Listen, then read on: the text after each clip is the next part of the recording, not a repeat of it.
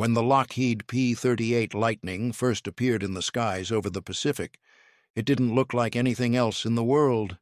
Sleek, aggressive, and unmistakably futuristic, its twin booms cut through the air like a forked spear.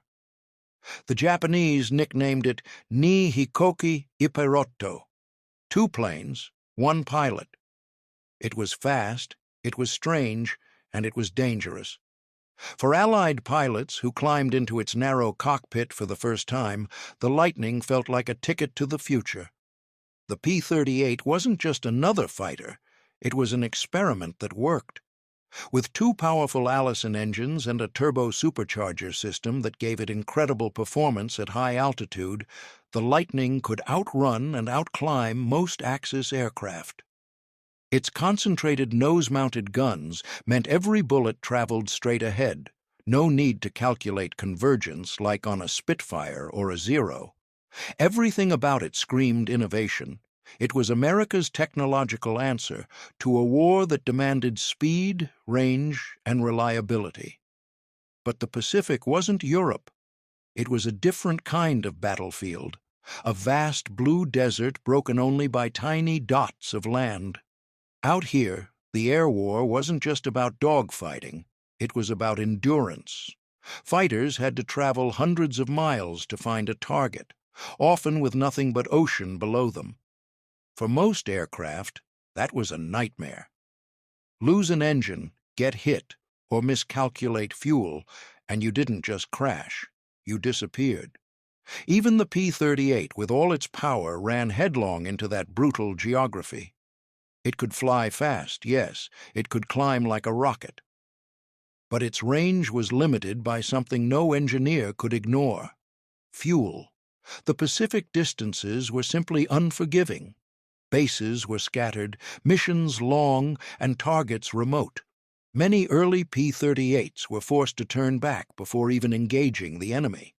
Pilots joked that they were fighting the ocean more than the Japanese. Commanders began to realize that their superplane was shackled by physics. This wasn't a small problem. It was strategic. Without a true long-range escort fighter, bombers were vulnerable.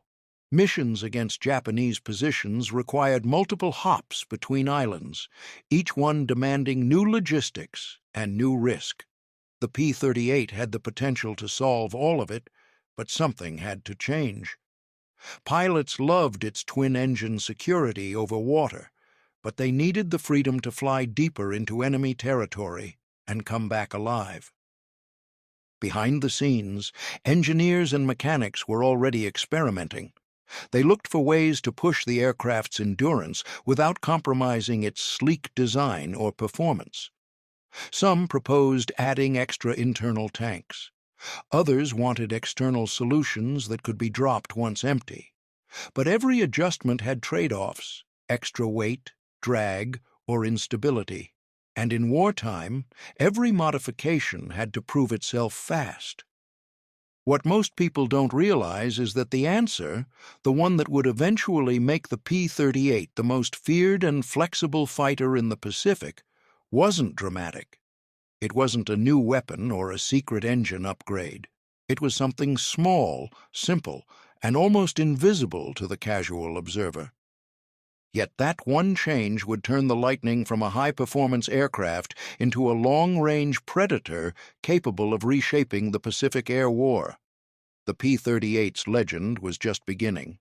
Its pilots didn't yet know that a quiet innovation was coming, one that would finally give them the reach they needed. And once it arrived, nothing in the Pacific would ever be the same again. By 1942, the Pacific War had turned into a brutal chess game of distance. The U.S. wasn't just fighting the Japanese, it was fighting geography itself. Every island was a stepping stone, every airfield a lifeline. And between those points lay hundreds of miles of open water, where a single miscalculation could mean vanishing without a trace. American pilots quickly learned that in the Pacific, range wasn't a luxury, it was survival. Most fighters of the era were built for Europe's tight continental battlefields, where bases were close and targets even closer.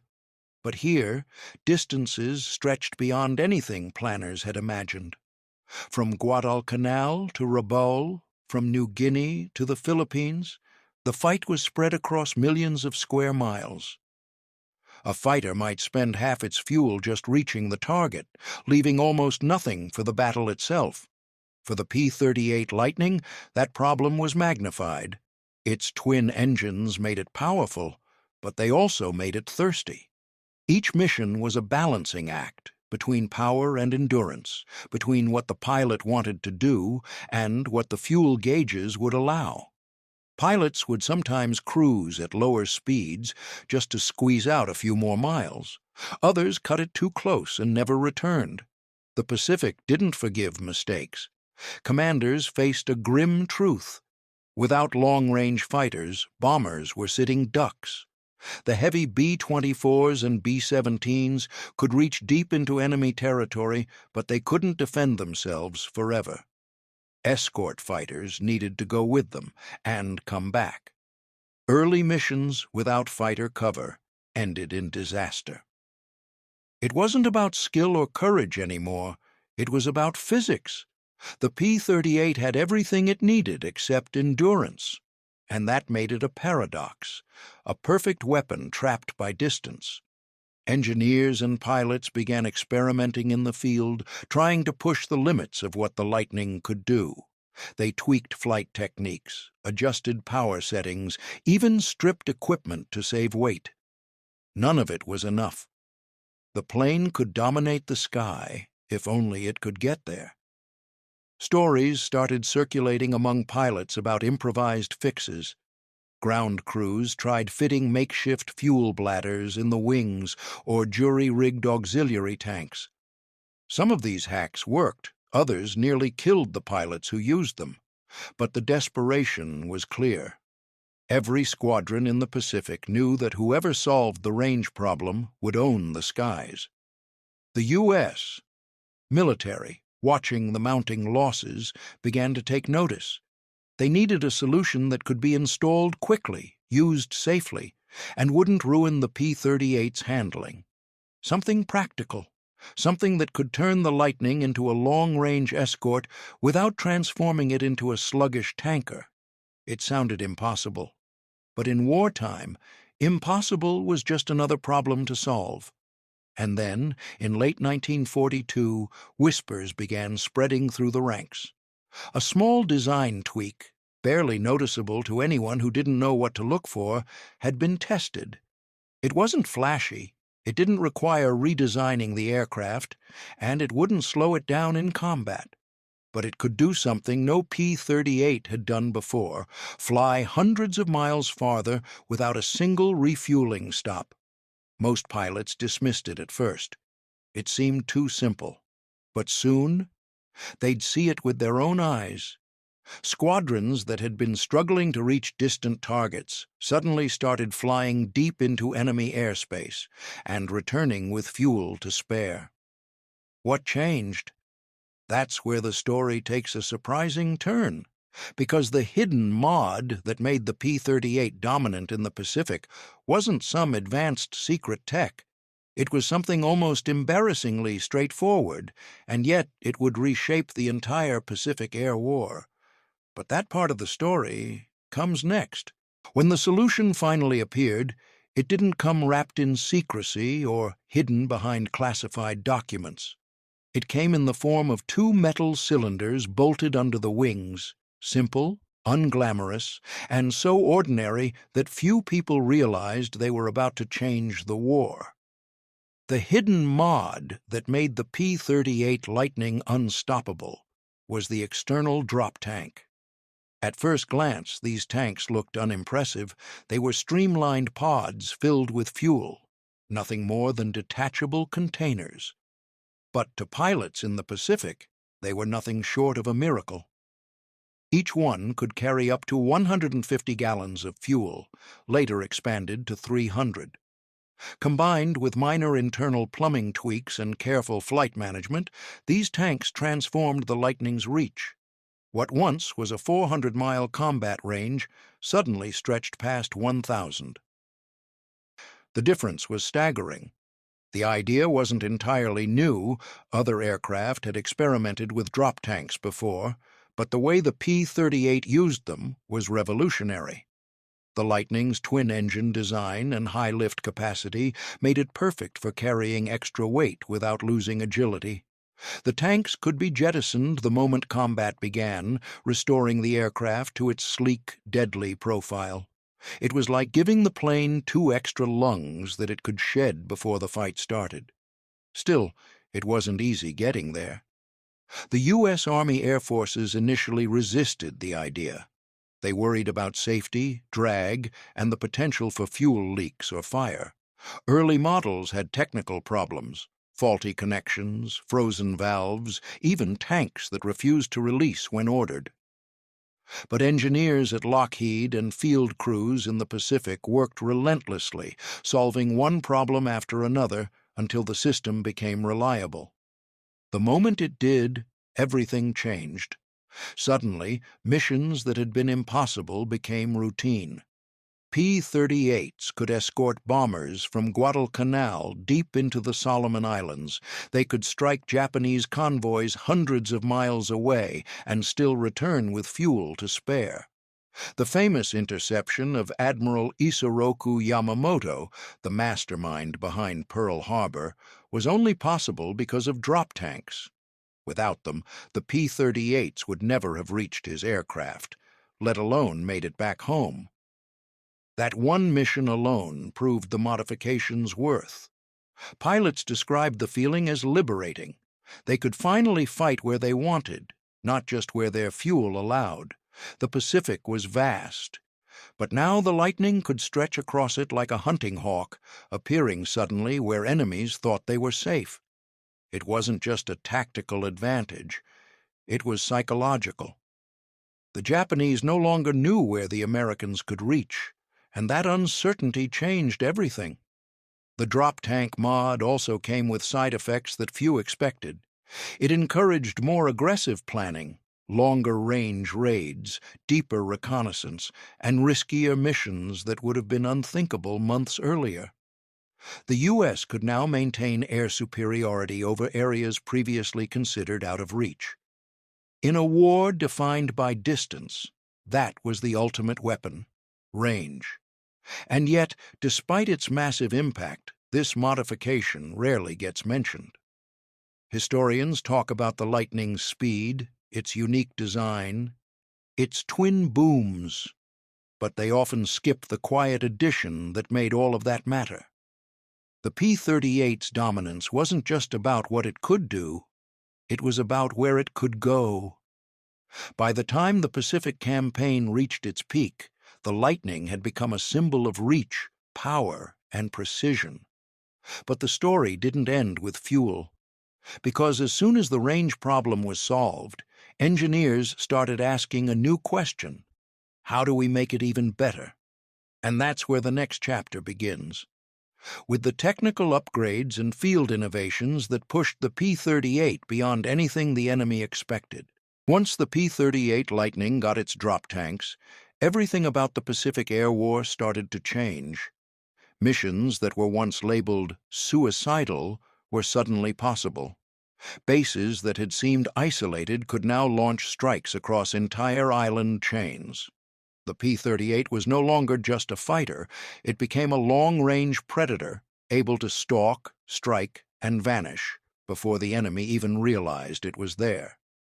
The biggest impact was in bomber escort missions. Before the modification, heavy bombers like the B-24 and B-17 were often left on their own once they crossed a certain distance. That's when Japanese interceptors would swarm them, tearing formations apart before they reached their targets. But when the P-38s arrived with their extended range, the equation flipped overnight. Suddenly, those same bombers had guardians, sleek twin-boom fighters flying high and fast, ready to tear through any attackers that came close. It wasn't just protection, it was control. The P-38s gave Allied commanders the freedom to plan missions far deeper into enemy territory. With the range problem solved, raids could be launched from safer bases, away from the front lines. That meant fewer losses on the ground, more flexibility in the air, and a completely new kind of air strategy. The Pacific stopped feeling like a wall of ocean. For the first time, it felt like open ground. One mission, more than any other, showed the world just how far the Lightning's reach had grown. The interception of Admiral Isoroku Yamamoto, the architect of Pearl Harbor. In April 1943, U.S. intelligence cracked Japan's secret codes and discovered Yamamoto's flight schedule. The problem? He was hundreds of miles beyond normal fighter range. A direct strike was considered impossible. But with the newly installed drop tanks, a squadron of P-38s took off from Guadalcanal and flew an incredible 600-mile route to reach the exact location of Yamamoto's plane, downing it in a precise ambush that shocked the Japanese military. That mission wasn't luck. It was logistics powered by innovation. The drop tanks gave the U.S. the element of surprise on a scale that hadn't existed before. The Japanese couldn't predict where the Americans could strike anymore. Airfields that once felt untouchable were suddenly within reach. Convoys that thought they were safe in distant waters found themselves under attack. The Lightning turned distance into a weapon. But the tactical revolution didn't stop at range.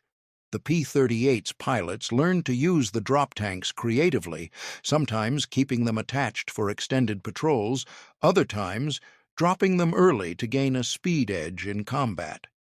The tanks gave flexibility. A pilot could choose endurance or agility, depending on the situation. That adaptability made the Lightning even deadlier. For the enemy, the effect was psychological. Japanese pilots, once confident in their ability to outlast American fighters, started reporting ghost planes that appeared far beyond expected range. Rumors spread that the Americans had a new secret aircraft, faster, stronger, and everywhere at once. In reality, it was the same P-38 they'd fought before, just upgraded in one small, brilliant way. Behind every mission's success, there was an invisible equation: gallons of fuel, miles of range, minutes of flight time. The drop tanks quietly rewrote that math, giving the U.S. Air Forces the reach to dictate when and where battles happened. The Pacific skies were no longer neutral. They were Lightning territory. Still, success came with new challenges. Longer missions meant more strain on engines, more pilot fatigue, and new tactical risks. But the payoff was undeniable. The modification didn't just extend range, it expanded possibility. It allowed Allied forces to seize initiative, control timing, and deliver precision strikes across the map. The P-38 had become more than a machine. It was now a symbol of adaptability. Proof that sometimes the simplest innovations can change the outcome of a global war. But what happened next would push that innovation even further. Because once engineers realized what extended range could do, they started to tinker again, improving engines, cooling systems, and armament to match the Lightning's new mission profile. And that's where the story heads next. The behind-the-scenes upgrades that turned the P-38 from powerful into unstoppable. Once the drop tanks gave the P-38 Lightning the range it needed, engineers realized they'd unlocked something far bigger than they expected. The plane could now reach any point in the Pacific, but that also exposed every weakness the aircraft still had. If the Lightning was going to dominate this new, extended battlefield, it needed to evolve again. And it did, fast. The first step was reliability. Tropical climates in the Pacific were brutal on engines and electronics. Humidity corroded wiring, salt air chewed through aluminum, and makeshift jungle runways kicked up debris that could shred propellers in minutes. Mechanics began developing their own field fixes, improvising with whatever they had on hand. They built makeshift covers for air intakes, added filters scavenged from other aircraft, and even rewired cockpit systems by hand. Each small improvement added up, and soon squadrons were running their own versions of unofficial mods that kept their P-38s alive under impossible conditions. Engineers back home at Lockheed took notice. Reports from the front were filled with stories of what was working and what wasn't. They quickly pushed out a wave of design upgrades, improved intercoolers, better radiators for hot climates, and more robust turbo superchargers for high-altitude performance. The P-38J and later the P-38L models became refined Predators, faster, tougher, and better balanced. Pilots who flew both versions said it felt like stepping from a sports car into a rocket ship. But the innovations weren't all factory-made. Out in the field, some of the most important changes came from pilots and ground crews experimenting on their own. They learned that certain propeller pitch settings gave better climb rates, that engine temperatures could be balanced mid-flight to squeeze out more power, and that even small tweaks to the fuel mixture could add miles of range. Some mechanics even modified the fuel plumbing to allow the pilot to switch between tanks in unconventional ways, an unapproved trick that occasionally made the difference between returning home and ditching in the ocean. The P-38's control systems also saw upgrades. Early Lightnings had a dangerous tendency to compress during steep dives, locking the controls and sending the aircraft hurtling downward. To fix it, engineers added dive recovery flaps, small panels under the wings that disrupted airflow and let the pilot pull out safely. It was a small change, but it turned what used to be a deadly limitation into an advantage. P-38 pilots could now dive faster than most enemy aircraft without fear of losing control. Then came the weapon refinements. The Lightning's concentrated nose armament, 4 50-caliber machine guns and a 20mm cannon, was already devastating. But improvements to ammunition belts and trigger synchronization made it even more reliable. With no wing-mounted guns, all that firepower stayed accurate no matter the range or angle. A single burst could rip through a bomber or snap a fighter's wing clean off. The sum of all these changes transformed the P-38 from a long-range escort into a multi-role powerhouse. It could dogfight, dive bomb, strafe ships, or lead reconnaissance missions that mapped entire island chains. Every bolt, every hose, every tweak told a story of adaptation, engineers pushing limits, pilots testing boundaries, and mechanics refusing to give up even when the manuals said it couldn't be done. By 1944, the Lightning had matured into something extraordinary. It wasn't just a plane anymore. It was a symbol of American innovation under fire, a machine that had been shaped, refined, and reforged by the people who depended on it. The hidden mod had opened the door, but what followed turned that door into a gateway for dominance. And yet, with all its new power, the Lightning wasn't invincible. The more the Allies relied on it, the more its weaknesses became targets. And as the Japanese adapted their tactics, the P-38's greatest advantage would soon be tested like never before. Every great innovation comes with a price, and the P-38's hidden mod was no exception. The drop tanks that gave it the range to dominate the Pacific also brought a new list of dangers, technical, tactical, and even political. For every pilot who praised the Lightning's reach, there was another who quietly cursed what came with it. The first problem was drag. Those sleek, detachable fuel tanks looked aerodynamic on paper, but in practice, they slowed the aircraft and made it less responsive. At full load, the P-38 felt heavy, sluggish during takeoff and unpredictable in tight turns. Pilots had to baby the controls until the tanks were empty enough to drop. If enemy fighters appeared early, the Lightning was at a disadvantage. It couldn't dive or roll as sharply, and many crews learned that the hard way. Then there was vulnerability. Drop tanks were, essentially, giant bombs of aviation fuel hanging under the wings. A single tracer round or spark could turn them into fireballs. Pilots were trained to jettison them at the first sign of trouble, but timing was everything. Too early, and you lost range. Too late, and you risked going up in flames. Many veterans recalled moments when a hit tank ignited, turning a routine escort mission into a desperate struggle for survival. Maintenance crews faced their own headaches. The plumbing systems that connected the drop tanks to the main fuel lines were prone to leaks and clogs, especially in the heat and humidity of the Pacific. Mechanics worked through nights patching lines with improvised seals, praying that the fittings would hold through another mission. Some even developed unapproved field methods, like pressurizing tanks manually or rerouting lines with parts scavenged from other planes. It worked, but it wasn't always safe.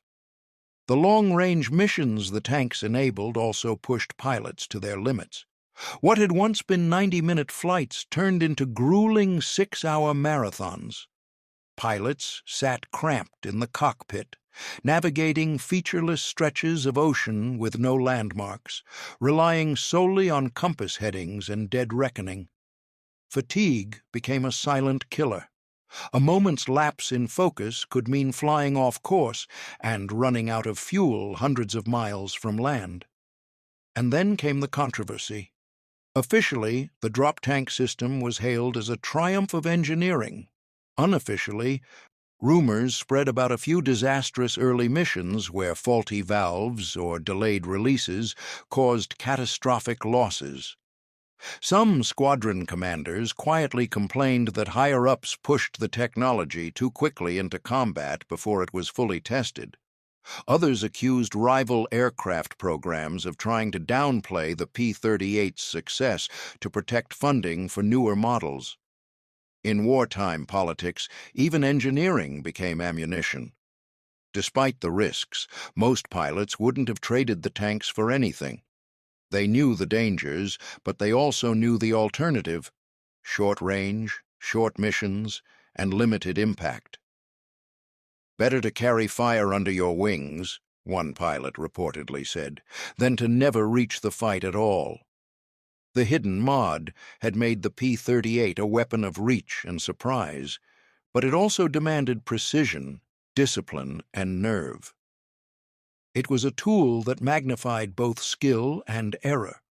For those who mastered it, the Lightning became an extension of themselves, a twin-engine embodiment of power and control. For those who didn't, it could turn deadly in an instant. Still, even with its risks, the modification cemented the P-38's place as the Pacific's apex predator. It had range, it had speed, and now it had a legacy, one built on innovation, courage, and a willingness to push the limits of what a fighter could be. But one mystery remains. If the drop tanks were so crucial, why doesn't history talk about them more? Why is this mod so often left out of the story? That's the next chapter, the part where technology meets memory, and the truth quietly fades into myth. History has a strange habit. It remembers the aces, the battles, the victories, but not always the innovations that made them possible. The P-38, Lightning's hidden mod, is one of those forgotten stories. For decades, historians wrote about its speed, its twin-engine power, and the legendary missions it flew. But few ever mentioned the drop tanks, the humble cylinders of fuel that made nearly all of it possible. So, how did something so critical slip into the background? The answer starts with perception.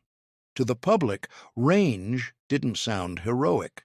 You couldn't put it on a poster or carve it into a medal. People wanted tales of dogfights and daring kills, not plumbing systems and fuel calculations. The drop tanks didn't look revolutionary, and so they never got the spotlight they deserved. Even inside the military, The mod's origin story was complicated. The tanks weren't developed by a single genius or approved in one glorious moment of innovation. They were refined through hundreds of small decisions, mechanics in muddy airfields experimenting with fittings, Lockheed engineers revising designs in California, and pilots offering feedback from missions that barely ended in success. It wasn't one invention. It was 1,000 small acts of trial and error. There was also a hint of embarrassment. Early drop tanks had problems: leaks, fire hazards, frozen valves at high altitude. A few tragic incidents nearly killed the idea before it took off. Official reports downplayed the failures, while later versions quietly fixed them. When the design finally worked flawlessly, nobody wanted to revisit the messy beginnings. The result? The story was edited out, not deliberately erased, but quietly forgotten beneath more glamorous narratives. Then came the post-war era. The world moved on to jets, sleek, supersonic symbols of progress. Propeller-driven fighters like the P-38 became museum pieces, reminders of an earlier age. Historians focused on the more famous Mustangs and Corsairs, the hero planes that came later. By then, the Lightning's technological edge seemed outdated, its innovations reduced to footnotes. The simple drop tank was treated like background noise, even though it had rewritten the rules of aerial warfare just a few years before. But among the pilots and ground crews who lived through it, the truth was never forgotten. Veterans would tell younger aviators about the long flights over endless ocean, the moments when fuel gauges dropped to zero just as home base appeared on the horizon. They knew that without those extra tanks, those missions, and many of their lives, would have been impossible. One old pilot once said, "Everyone remembers the aces, but I remember the wrench turners, the guys who figured out how to make those tanks stop leaking.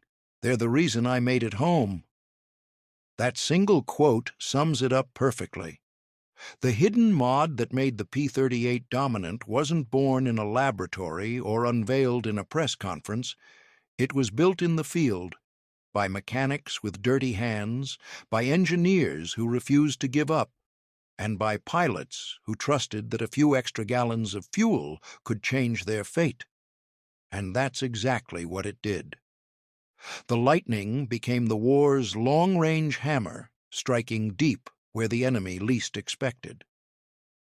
Yet its greatest advantage, its range, faded quietly into history, overshadowed by flashier weapons and faster planes. But not all forgotten stories stay buried, because when you trace the P-38's victories, one truth becomes impossible to ignore. Behind every successful mission, there was a small metal cylinder under each wing, silent, simple, and revolutionary. Still, as dominant as the Lightning became, one question lingered. How did that dominance hold up when the war's technology evolved, and when other fighters began closing the gap? That's where the story turns next. By 1944, the P-38 Lightning had become a legend of the Pacific. Pilots trusted it to fly farther, strike deeper, and survive longer than almost any other fighter in the theater. Its drop tanks had turned it into a predator over vast oceanic expanses, and its twin engines made ditching over water less fatal. But no aircraft stays dominant forever, and for the Lightning, new challenges were beginning to appear. The first test came from the enemy adapting. Japanese pilots, once caught off guard by the P-38's long reach, began to study its flight patterns. They developed new tactics designed to exploit the Lightning's weaknesses: dive attacks to take advantage of drag from drop tanks, coordinated strikes aimed at engine nacelles, and ambushes near expected drop points. Even the P-38's speed and firepower couldn't completely erase the dangers of clever opposition. Every mission demanded sharper planning, quicker reflexes, and an almost uncanny ability to anticipate the enemy. At the same time, Allied forces began deploying newer aircraft with similar or superior performance in certain areas. The P-51 Mustang, for example, offered excellent speed and maneuverability with long-range escort capabilities. While it didn't have the twin-engine safety of the Lightning, it introduced competition for both pilots' attention and tactical deployment. Commanders had to decide where each aircraft performed best, and the P-38's role gradually shifted from frontline fighter to specialized missions, reconnaissance, long-range interception, and lightning raids against key positions. Mechanical challenges also grew more pressing. Continuous long-range operations strained engines, airframes, and electronics. Even minor maintenance oversights could lead to in-flight failures hundreds of miles from the nearest base. Field crews had to be faster, smarter, and more creative than ever. One misstep with the fuel system, turbochargers, or drop tanks could turn a routine mission into a desperate struggle for survival. For pilots, that meant every sortie carried the weight of calculation, skill, and trust in both machine and mechanic. Yet the Lightning refused to be forgotten. Its very design allowed it to adapt. Engineers continued refining engines, balancing armament, and tweaking flight controls. Even as newer planes arrived, the P-38 maintained an edge in certain theaters, proving that an aircraft isn't defined by its age, but by how well it's understood and used. In the hands of skilled pilots, it could still dominate the skies, strike far beyond enemy expectations, and survive situations that would ground lesser planes. There was also the human factor. Veterans who had flown the P-38 learned to anticipate its quirks, how it handled with full drop tanks, how engine vibrations changed at altitude, and how it responded when pushed to the edge. This intimate knowledge allowed them to operate at the absolute limits of its performance, squeezing out every mile of range and every ounce of firepower. In many ways, the Lightning's dominance wasn't just technological, it was the product of trust between pilot and machine, built through countless missions over hostile seas. Despite these efforts, the war itself evolved. New airfields, improved Japanese aircraft, and the arrival of jet technology meant that dominance was temporary. But the lessons of the P-38 endured. Careful engineering, simple yet effective innovations like the drop tanks, and the relentless ingenuity of field crews could extend the life and capability of even the most dated aircraft. The Lightning had faced the ultimate challenge: evolution of the battlefield, and though its supremacy eventually faded, it left behind a legacy of innovation and adaptation that would inspire pilots and engineers for decades. Which brings us to the final chapter, the lasting impact of this hidden mod and the story it tells about ingenuity, courage, and the quiet innovations that can change history. Looking back at the P-38 Lightning's career in the Pacific, it's easy to focus on its twin engines, its speed, and its legendary firepower. Pilots who flew it became heroes, squadrons etched their names into history, and entire missions succeeded because of the plane's unique design. But beneath all that glory lies a quieter truth. Its dominance depended on something far less celebrated, far less glamorous, a simple modification that extended its range and unlocked its full potential. The drop tanks and supporting field innovations didn't make headlines, they didn't feature in propaganda posters, and they didn't have the drama of a dogfight or the thrill of a bombing run. Yet without them, the P-38 would have been limited, unable to escort bombers deep into enemy territory or reach targets previously considered out of range. Those little cylinders under the wings gave pilots the freedom to plan daring missions, to strike where the enemy thought they were safe, and to survive where other fighters might have failed. Beyond the hardware itself, the hidden mod tells a larger story about ingenuity in wartime. Mechanics in remote Pacific fields, pilots experimenting with flight techniques, and engineers refining designs back home all contributed to the Lightning's transformation. Each small tweak, each calculated risk added up to a cumulative effect that shifted the balance of air power. The modification reminds us that sometimes the most powerful changes aren't flashy or dramatic. They're the quiet, clever solutions that make everything else possible. Even as the war moved on and new aircraft entered service, the P-38's legacy remained. Its dominance may have faded in the face of jets and improved enemy fighters, but the lessons of adaptation and problem-solving endured. Pilots learned to value endurance, innovation, and teamwork. Engineers learned to listen to the feedback of those in the field. And historians, when they look closely, see how a small innovation can ripple through entire campaigns, changing tactics, outcomes, and ultimately, history itself. The story of the hidden mod also reminds us how easily innovation can be overlooked. While history remembers aces, missions, and battles, it often forgets the incremental changes that made those victories possible. The Lightning didn't achieve supremacy by accident. It achieved it because someone had the foresight to look at a problem, range, and solve it in a simple, effective way. Those cylinders under the wings, humble as they were, reshaped the Pacific Air War. And so, the P-38 Lightning stands as more than a machine. It's a symbol of innovation under pressure, of the quiet creativity that turns good into extraordinary, and of the unseen work behind every great victory.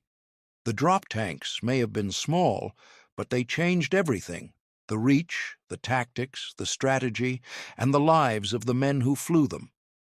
Next time you read about an ace flying over the Pacific or a daring mission that altered the course of the war, remember this: behind every headline victory, there's often a hidden story.